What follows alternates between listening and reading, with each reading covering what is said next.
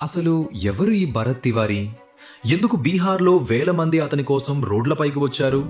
ఒక సాధారణ యువకుడు ఎలా మొత్తం రాష్ట్రాన్ని కదిలించాడు? భరత్ భూషణ్ తివారీ బీహార్లోని భోజ్పూర్ జిల్లాకు చెందిన యువ సోషల్ యాక్టివిస్ట్. వరదల వల్ల ఇల్లు కోల్పోయిన ప్రజలు, నది కోతలతో బాధపడుతున్న గ్రామాలు, నిర్వాసితుల సమస్యలను సోషల్ మీడియా ద్వారా ప్రభుత్వ దృష్టికి తీసుకెళ్లేవాడు.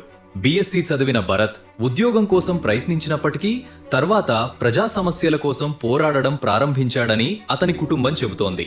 అతని వీడియోలు, లైవ్ స్ట్రీమ్లు బీహార్లో బాగా వైరల్ అయ్యాయి. కానీ జూన్ 17న జరిగిన పోలీస్ ఎన్కౌంటర్లో అతను తీవ్రంగా గాయపడి మరణించాడు.